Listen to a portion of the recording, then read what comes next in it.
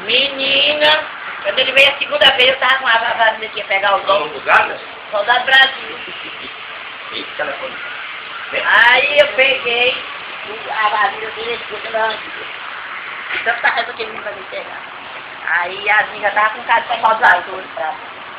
Ei, Yasmin já tava com cara de vassoura. Pronto, vó, por favor, mate ele, vó, pra gente comer, por favor, de lá pra ele. Só que ele matar o pobre do gato. Vó, tá sangrando sua perna. Mate ele, deixa eu matar, eu não quero vassoura, eu vou matar o gato. Não, mas disse, se ele pegar ela mata. Eu digo, você me dá outro soldado Brasil. E ele só não quer que ninguém vá por no ninho das galinhas ou pegue as galinhas, tá? Brasil daquela novela, hein? Gostei. Tá olhando? Tem já vai? Vou.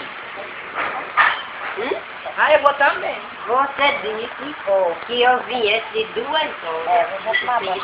Ah, mas eu vou também. Vou lá.